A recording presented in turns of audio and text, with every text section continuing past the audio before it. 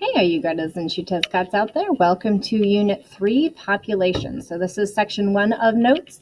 Fairly straightforward. So if you're looking at your packet, the first thing it says on there is this worldometers.info.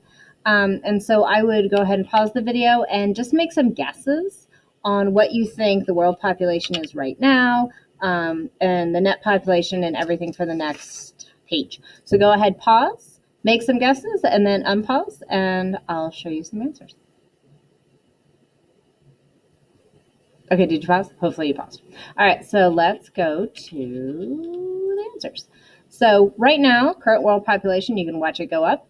We're at 7.8 billion. We were less than 6 billion people when I started teaching. We hit 6 billion when I was teaching. We hit 7 billion. We'll definitely hit 8. Hopefully we won't hit 9 while I'm still teaching.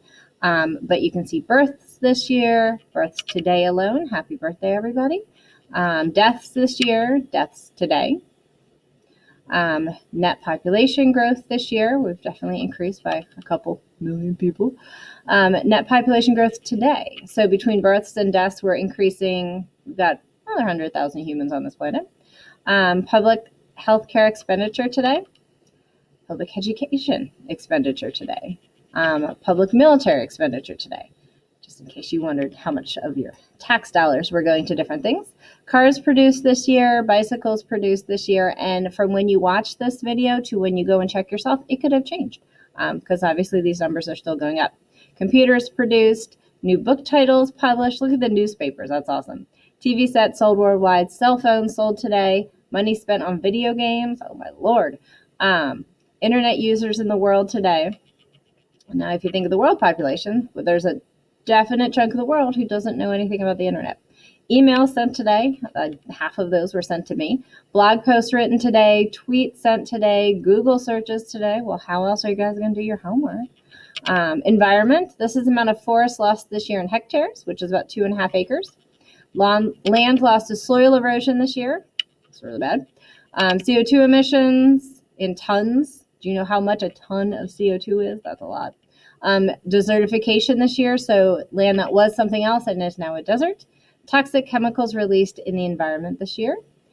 How many out of our 7.8 billion are undernourished? How many people are overweight? We have more people dying of overnutrition than undernutrition, which is a whole problem in of itself.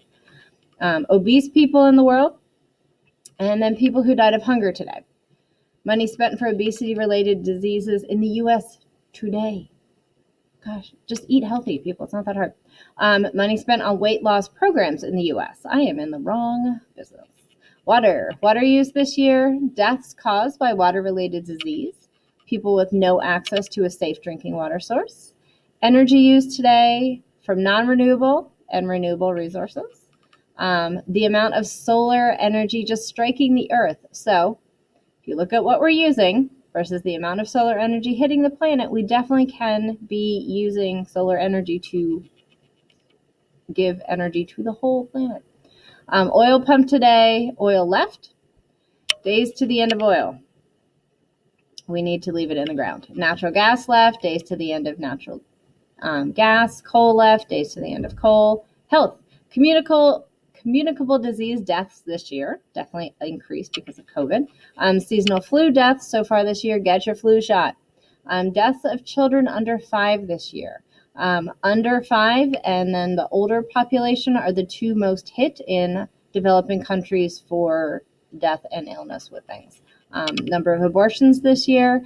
Deaths of mothers during birth this year. How many people are infected with HIV/AIDS? That's a decent chunk of people. Deaths caused by AIDS this year, by cancer, by malaria. Cigarette smoke today. Stop it. Deaths caused by smoking. Deaths caused by alcohol. Suicides this year.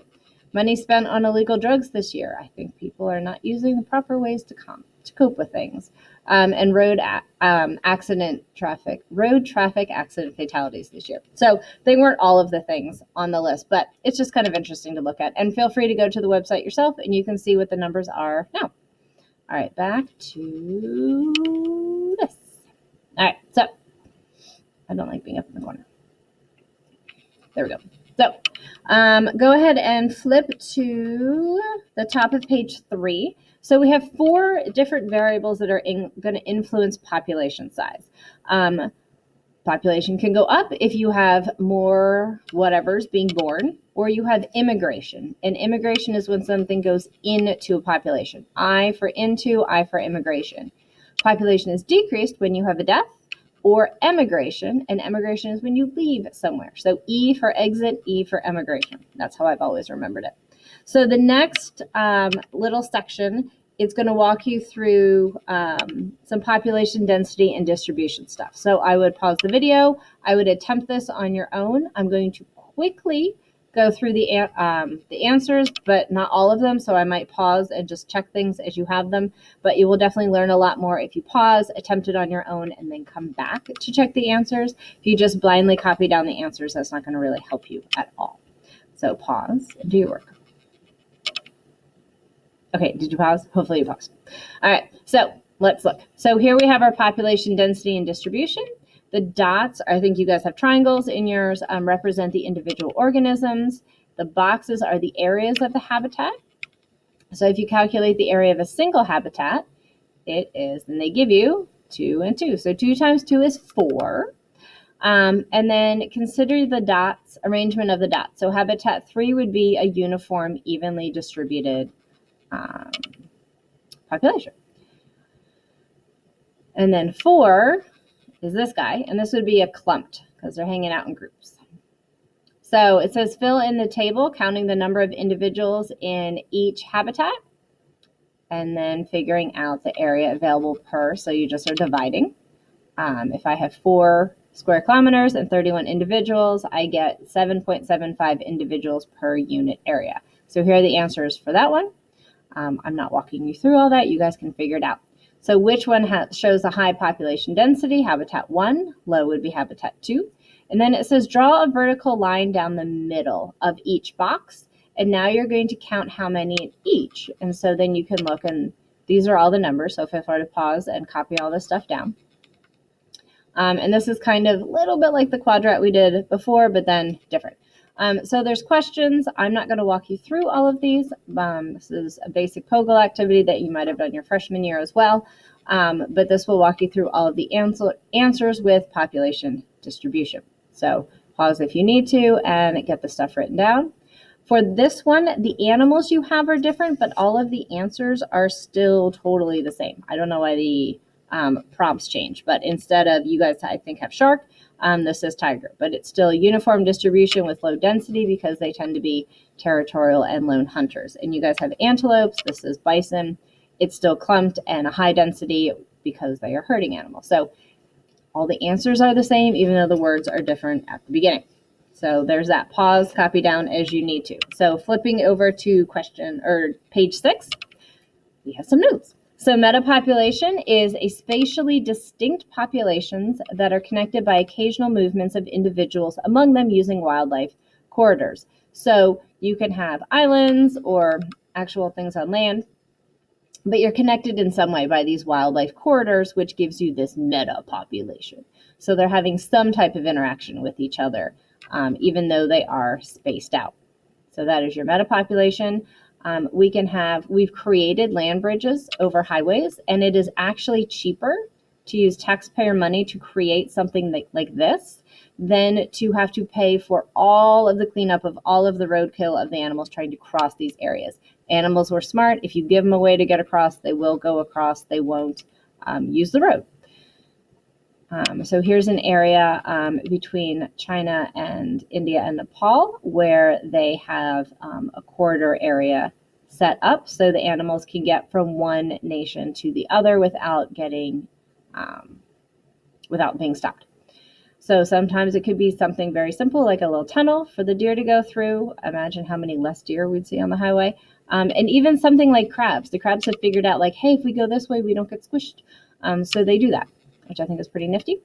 In Norway, Sweden, somewhere over there. I think it's Norway. They created this bee highway, and in city areas, they make these very intentional little bee places for them to stop. So they get their nectar, they get a place to break, and they're helping to pollinate stuff.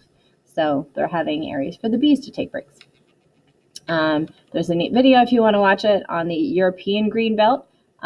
Their goal is to go all the way from Finland to Greece, the Baltic Sea to the Adriatic with this connected area, so animals can go all the way from one end of Europe to the other. And then if you are continuing to take notes, there's one more little tiny thing. Small populations can lead to what is called genetic inbreeding. So if you are reproducing within your family, which is usually frowned upon with humans, but even with other animals, if you have lots of inbreeding, you're going to have a much greater chance of recessive alleles popping up that might be harmful in some way.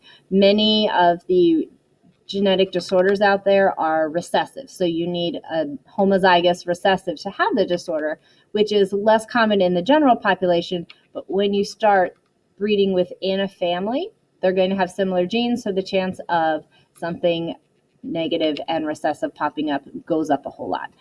So if you get, like, say, a dog from a puppy farm, they might have a lot more inbreeding there. And so the dogs aren't as healthy as dogs that you would get. Just go to a shelter, adopt one of them. They all need homes. So that is that. And we have finished section 1 of chapter 3. So before I leave, I want to let each and every one of you know that you are good enough, you are smart enough, and people do like you. And in case I don't see you, good afternoon, good evening, and good God, do your homework.